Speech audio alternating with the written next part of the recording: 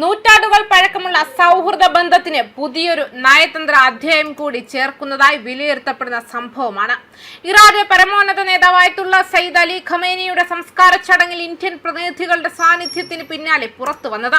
സംസ്കാര ചടങ്ങിൽ പങ്കെടുത്ത ഇന്ത്യൻ സർക്കാർ പ്രതിനിധികൾക്കും വിവിധ രാഷ്ട്രീയ നേതാക്കൾക്കും ഇന്ത്യൻ ജനതയ്ക്കും നന്ദി അറിയിച്ചുകൊണ്ട് ഇന്ത്യയിലെ Islamic republic of Iran embassy ഔദ്യോഗിക പ്രസ്താവന പുറത്തിറക്കി. ദുഃഖത്തിന്റെ നിമിഷത്തിൽ ഇന്ത്യ പ്രകടിപ്പിച്ച ആദരവും ഐക്യദാർഢ്യവും ഇറാനിയൻ ജനത ഒരിക്കലും മറക്കില്ലെന്നും എംബസി വ്യക്തമാക്കി. ഇന്ത്യയുടെ സാന്നിധ്യം ഒരു ഔപചാരിക നയതന്ത്ര നടപടി മാത്രമായിരുന്നില്ലെന്നും മറിച്ച് രണ്ട് രാജ്യങ്ങളും തമ്മിലുള്ള ചരിത്രപരമായ വിശ്വാസത്തിന്റെയും പരസ്പര ബഹുമാനത്തിന്റെയും ശക്തമായ പ്രതീകമായിരുന്നുവെന്നും എംബസിയുടെ പ്രസ്താവനയിൽ പറയുന്നു. ദേശീയ ദുഃഖാചരണത്തിന്റെ ഏറ്റവും വികാരനിർഭരമായ ഘട്ടത്തിൽ ഇന്ത്യ നൽകിയ പിന്തുണ ഇറാനിയൻ ജനതയ്ക്ക് വലിയ ആശ്വാസമാണ് നൽകിയതെന്നും ന്യൂഡൽഹിയും ഇറാനും തമ്മിലുള്ള ദീർഘകാല നാഗരിക ബന്ധം ഇതിലൂടെ കൂടുതൽ ദൃഢമായതായും പ്രസ്താവനയിൽ ചൂണ്ടിക്കാട്ടി. ഇറാൻ ജനത ഈ സൗഹൃദത്തിന്റെയും കാരുണ്യത്തിന്റെയും ഹൃദയംഗമമായ ആദരവിന്റെയും പ്രകടനം ഒരിക്കലും മറക്കില്ല. ഇത് രണ്ട് രാജ്യങ്ങളും തമ്മിലുള്ള ശാശ്വത സൗഹൃദത്തിന്റെ വിലപ്പെട്ട സാക്ഷ്യമായും ഭാവിയിലെ ബന്ധങ്ങളെ കൂടുതൽ ശക്തിപ്പെടുത്തുന്ന അടിത്തറയായുമെന്നും ഓർമ്മിപ്പിക്കപ്പെടുമെന്നായിരുന്നു എംബസിയുടെ സന്ദേശം. അന്താരാഷ്ട്ര തലത്തിൽ നിരവധി രാഷ്ട്രീയ സമ്മർദ്ദങ്ങൾ നിലനിൽക്കുന്ന സാഹചര്യത്തിലും ഇന്ത്യ സ്വീകരിച്ച നിലപാടിനെ ഇറാൻ പ്രത്യേക പ്രാധാന്യത്തോടെയാണ് വിലയിരുത്തുന്നത്. സംസ്കാര ചടങ്ങിൽ പങ്കെടുത്ത ഇന്ത്യൻ പ്രതിനിധി സംഘത്തിന്റെ ഘടനയും ശ്രദ്ധേയമായിരുന്നു.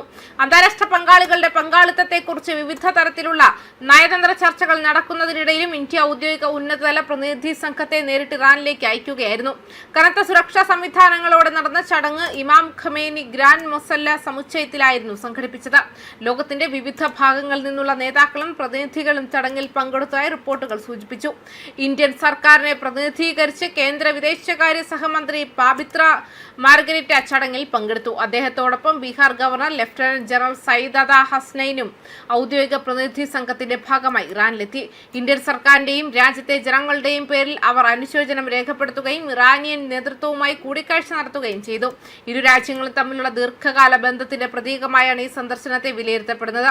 ഔദ്യോഗിക പ്രതിനിധി സംഘത്തിന് പുറമെ ഇന്ത്യയിലെ വിവിധ രാഷ്ട്രീയ കക്ഷികളിൽ നിന്നുള്ള പ്രമുഖ നേതാക്കളും ചടങ്ങിൽ പങ്കെടുത്തു.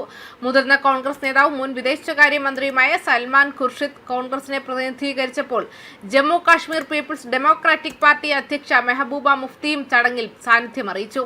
രാഷ്ട്രീയ നിലപാടുകളിലെ വ്യത്യാസങ്ങൾക്കപ്പുറം ദുഃഖത്തിന്റെ വേളയിൽ ഇറാനിയൻ ജനതയോടുള്ള ഐക്യദാർഢ്യം പ്രകടിപ്പിക്കാനാണ് തങ്ങൾ എത്തിയതെന്ന സന്ദേശമാണ് ഇന്ത്യൻ പ്രതിനിധികളുടെ പങ്കാളിത്തം നൽകിയത്. ചടങ്ങിൽ പങ്കെടുത്ത ഇന്ത്യൻ നേതാക്കൾ ഇറാനിയൻ ജനതയുടെ ആത്മാർത്ഥമായ സ്വീകരണത്തെയും ആതിഥ്യ മര്യാദയെയും പ്രത്യേകം പ്രശംസിക്കുകയും ചെയ്തു. ദേശീയ ദുഃഖാചരണത്തിനിടയിലും വിദേശ പ്രതിനിധികളോട് ഇറാനിയൻ അധികാരികൾ പ്രകടിപ്പിച്ച ബഹുമാനവും ക്രമീകരണങ്ങളും ശ്രദ്ധേയമായിരുന്നുവെന്നാണ് അവർ അഭിപ്രായപ്പെടുന്നത്. ദുഃഖം പങ്കിടുന്ന രാജ്യങ്ങൾ തമ്മിലുള്ള മാനുഷിക ബന്ധങ്ങളുടെ പ്രാധാന്യം ഇത്തരം സന്ദർശനങ്ങൾ കൂടുതൽ വ്യക്തമാക്കുന്നുവെന്നും വിലയിരുത്തപ്പെടുന്നു. ജൂലൈ 4 മുതൽ ജൂലൈ 9 വരെ നീണ്ടുനിന്ന സംസ്ഥാനതല ശവസംസ്കാര ചടങ്ങുകൾ ഇറാനിലെ പ്രധാന ആത്മീയ നഗരങ്ങളിലൂടെ കടന്നുപോയിരുന്നു. ടെഹ്റാൻ, കോം, നജാഫ്, മഷ്ഹാദ് എന്നിവയുൾപ്പെടെയുള്ള പ്രധാന കേന്ദ്രങ്ങളിലൂടെയാണ് 6 ദിവസത്തെ സംസ്ഥാന ഘോഷയാത്ര നടന്നത്. രാജ്യത്തിന്റെ വിവിധ ഭാഗങ്ങളിൽ നിന്നും ലക്ഷക്കണക്കിന് ആളുകൾ ഈ യാത്രയിൽ പങ്കെടുത്തതായി റിപ്പോർട്ടുകളുണ്ട്. ഓരോ നഗരത്തിലും വലിയ ജനപങ്കാളിത്തത്തോടെയാണ് ചടങ്ങുകൾ നടന്നത്.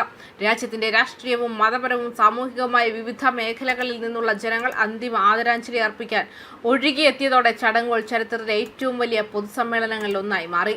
ഇന്ത്യയുടെ പങ്കാളിത്തത്തിന് പിന്നാലെ ഇറാനിയൻ എംബസി നൽകിയ നന്ദി സന്ദേശം നയതന്ത്രപരമായി വലിയ പ്രാധാന്യമുള്ളതായാണ് നിരീക്ഷകർ വിലയിരുത്തുന്നത്.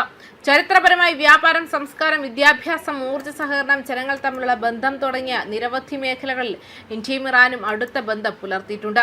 ദുഃഖത്തിന്റെ ഈ ഘട്ടത്തിൽ ഇന്ത്യ പ്രകടിപ്പിച്ച ആദരവും പങ്കാളിത്തവും ആ ബന്ധത്തിന് കൂടുതൽ ഊർജ്ജം പകരുന്ന സംഭവമായാണ് ഇപ്പോൾ കാണപ്പെടുന്നത്. ന്യൂസ് ഡെസ്ക് കർമ്മ ന്യൂസ്.